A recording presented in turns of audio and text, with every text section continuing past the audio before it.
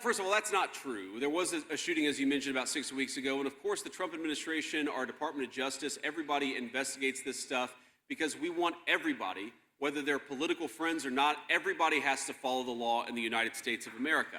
It's that simple.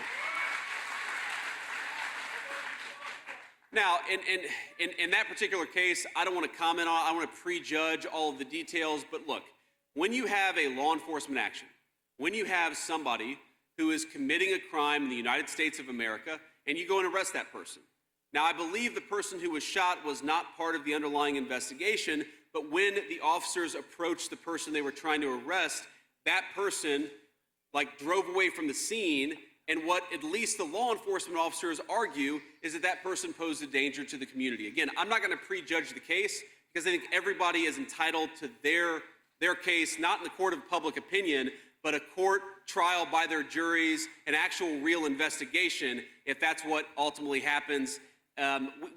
Everybody is entitled to understand what's going on, whether what they're being accused of is actually legitimate, and ultimately, of course, if there is a criminal prosecution, then they're entitled to a jury by their peers. But when I look at that case, what I see is inevitably a country that is trying to enforce its laws, and that hasn't for a long time.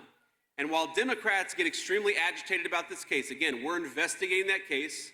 They're being dishonest if they say that we're not investigating that case.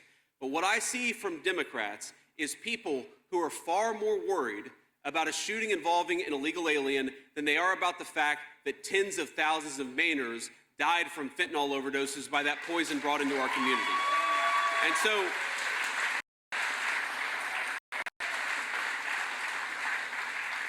so my message to the Democrats who are so worried about the situation is to say, have a little bit of perspective.